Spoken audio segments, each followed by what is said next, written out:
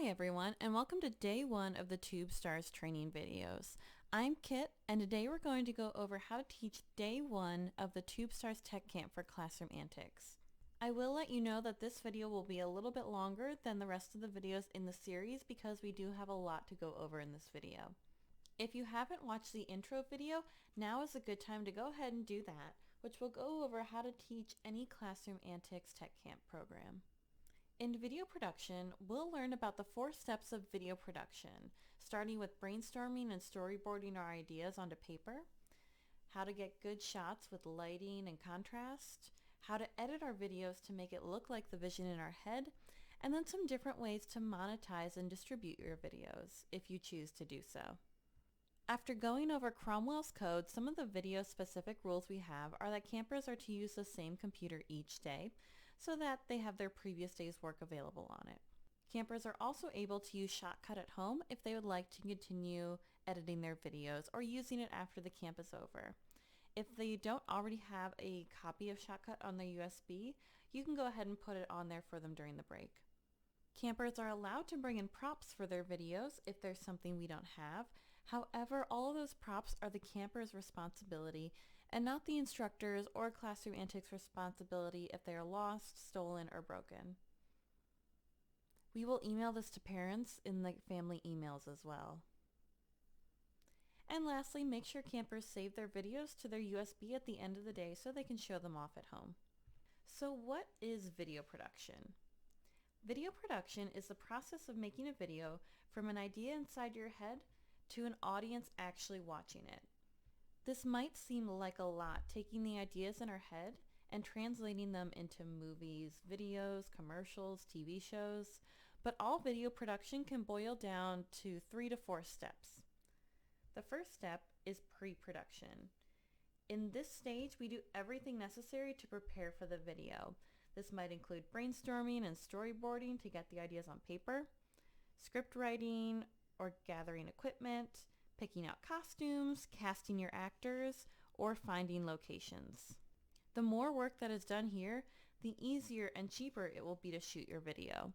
So if you think about it, writing a script ahead of time will let your actors know what to say instead of having them think about something or not knowing what to say on set, which will waste time. The second step is production, and this is where the action happens. The crew shoots the video, or in animation, the drawings are done. This is usually the most expensive part of the process. If we think about a movie set, you have a lot of people that you have to pay. You have people behind the camera, people holding mics, actors, directors, producers, all working at once. You also have sets and costumes and equipment that you might have to rent. So this can be very expensive. Like we mentioned before, the more work you do in pre-production, the less time you'll have to do in production. The third step is what we usually think of video production, and that's post-production. This is where you work with the raw material you have recorded. It can include editing, adding music, adding sound effects, or adding those special effects that you see in all those cool superhero movies. This is usually the most time-consuming part of the process. Now, some video production classes will stop here, but we believe that distribution and monetization is also a part of the process. So this is where the audience gets to see the film. And there are a variety of mediums, from YouTube to a giant movie theater to your own living room that you could show the film. And there are a variety of ways to make money off of your video if you choose to do so. We'll talk about these later in class. In this next section, we're going to talk about managing expectations a little bit. For some background information, the summer of 2018 was our first summer teaching the video production class. In that class, we had a lot of students disappointed that they didn't quite have 1 million YouTube followers on the end of day one. So we decided we'd add a little bit of some information on managing those expectations and what you can truly get out of this class so they have a clear idea of what to expect. So start off the discussion by asking students to name some of their favorite YouTubers. Take some ideas, have some brainstorm, and get to know some of your students' favorite YouTubers. And then ask, how long have these YouTubers been around? The answer is probably a long time, most likely years, and some have probably been making YouTube videos before the campers started watching. How many videos have your favorite YouTuber made? And again, the answer is probably a lot. Some YouTubers make one video a day, others might make it once a week, but after a long time, that's a lot of videos. In this camp, we're going to learn the basics of video editing, but you'll need to continue working at it to be like some of your favorite YouTube channels with a lot of different videos. So keep working at it, and eventually you'll get really good at it. Next, you can play the video Setting Expectations by Draw with Jazza. So I got this off of a Skillshare class that was really informative on being a YouTuber. But this is not on YouTube, so you will have to find it in your Google Drive. You can play it right from the example videos folder. The benefit of playing it from your Google Drive is because your Google Drive should already be downloaded onto your desktop. If you don't know how to do this, go ahead and refer to the How to Install Google Drive video, and you'll be able to play it immediately. You won't have to wait for buffering or for it to load with a slow Wi-Fi network. This video is really good because Draw with Jazza goes over his process of building from a very small channel where he didn't get many views or subscribers, and how he kept working on it over years and years until finally he got the views and subscribers that he has now. So he talks about how he grew his channel from just very small beginnings, so the students can expect that they will have small beginnings as well. Now that we've learned a little bit more about video production, we're ready for the cameras, right? Before we even turn on our camera, we need to know what we're filming. Brainstorming is a great way to gather our ideas. The center bubble right here in the middle is the topic of our video. So today's video is going to be a dance party video. And all the outer rings are ideas we have for that video. So work with students to brainstorm some different dance moves they might want to film for their first video. Brainstorming will become more important as we continue in the class and our videos get much longer. Once all of these outer bubbles are filled, we're ready to get started. Go ahead and pass out the cameras to the students if you haven't already done so, and have them set up their cameras. So there's a few options here. They can set it up on their computer using the mount on the bottom. This way is nice for vlogs or if you're talking into the camera. Or they can set up their camera on a tripod, and this one is nicer for doing wider shots or things like today where we're going to be dancing. And then plug the USB into an open slot on the campus computer.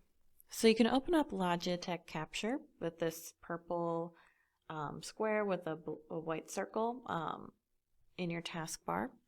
And there might be sources already selected, especially as we go on through the summer, but when you first open up, it should say no source selected.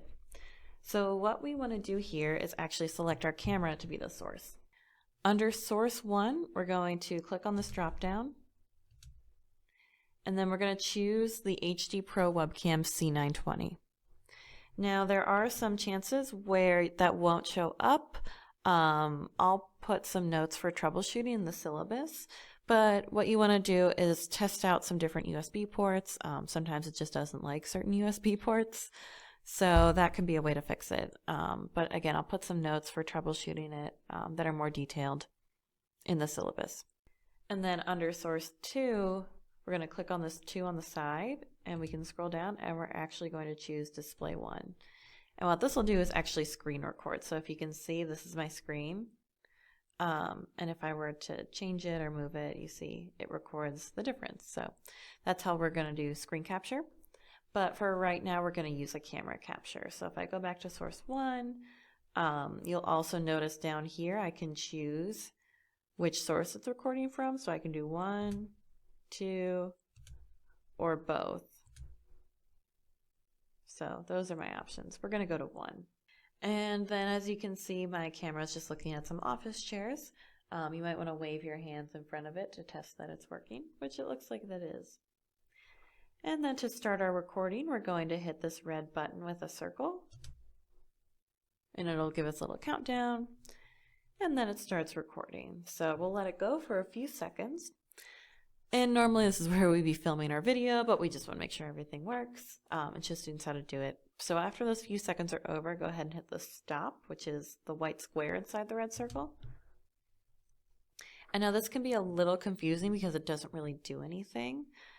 Instead, we have to go actually find the video. So if I minimize this, there is a Logic Capture folder on all of the desktops. It's actually a shortcut. But in here, you'll find all the videos that we've made. So they come out with a name for the date. So this is the video we just captured. So let's go ahead and open this up. And if you watch, it's the video that we recorded. So again, just some desk chairs. They might want to wave it or the camera around or something. But that's the video we just recorded. So now we know how to record videos and how to find them. At this point, you might see many more videos in here, especially as the summer goes on. You might see the videos from the student from the previous week. So you can go ahead and highlight all of these and hit delete. This will give us more space on the computer and you won't get confused as to whose videos are whose. I'm not going to delete these because I need some of them. But at the beginning of each week, you would have students delete them if you don't do it at the end of the week. If this shortcut gets deleted, there is a way to access the folder. So that's why we actually use a shortcut. So if we go into our File Explorer, we can go into this PC and then Videos, Logitech, and Logic Capture. So if you notice, these are the same videos that were in there before. We just accessed it through the File menu instead of the shortcuts. So like I mentioned, if they delete this, if they delete the folder, there's a way to still access it. If you delete the videos inside of it, however, it will affect the original folder. You see I opened this from the shortcut and it even has this file path. So if you do forget this, it's in the syllabus, but you can also open up the shortcut on another student's computer and know that you have to go to this PC, Videos, Logitech, Logic Capture. So there's a way to find them. And if students do accidentally delete videos, know that the recycle bin is both of your best friends. You'll get your ring lights in a carrying case like this. And then inside the carrying case, there should be the light itself, a power cord,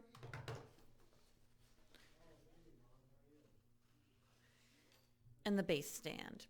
So the first thing you want to do is find a space so you can clear out the bag.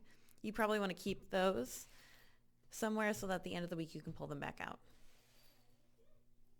And then the stand is set up in 2 right angles. So you slide one end out and then the other one. Now these will go only in one direction. If you notice, if you try and swing them the other way, they swing just past the middle bar, but we want to make sure they go all the way out. So they can actually go 2 right angles and they'll fit right underneath the computers. And then place that on the ground for stability. And then the bottom of the light here is going to attach to the base stand. So to do that, we want to unscrew this bottom screw here.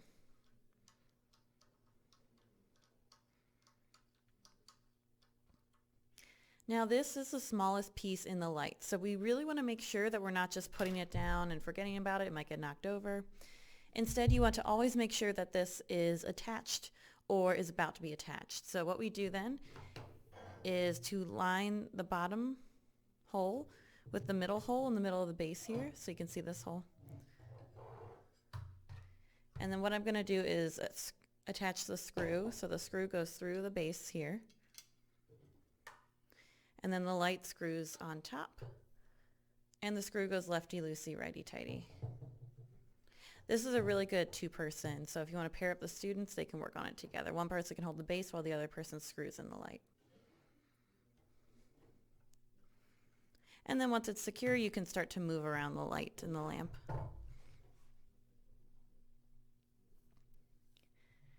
And then the power cord has 2 ends. So we have the end that plugs into the light. It almost looks like a headphone jack.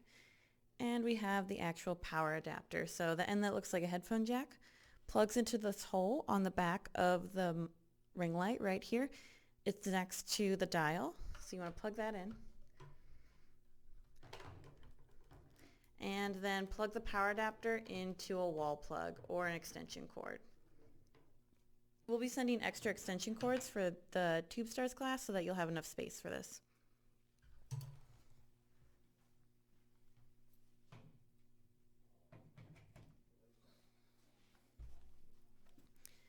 And then to turn the light on, simply turn the dial. So you guys can kind of see it is lit up. And then you can adjust how bright it is by using this dial. So taking it all the way to the left will turn it off or dim it. And the brightest it'll go if you're in a really dark room is all the way to the right. So have students play around with this. They can go back and forth and then find where your camera looks best. So it's probably around the middle somewhere. But these are very bright, so if you do have to film in a dark space, they'll be really helpful for showing what you want to show in the video. And then to put it away, simply turn the light off, unplug it, roll up the cord nicely so that it doesn't get tangled.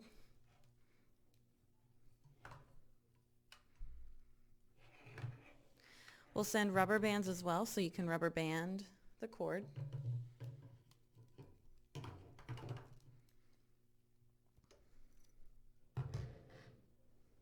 And then the light comes off the same way it went on, so we just want to unscrew this bottom screw here.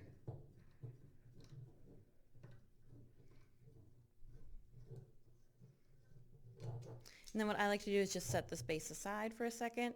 I'm not dropping this screw. Remember, again, this is where it can really get lost, especially in the shuffle of cleaning up. I'm going to put the screw right back on the base of my light.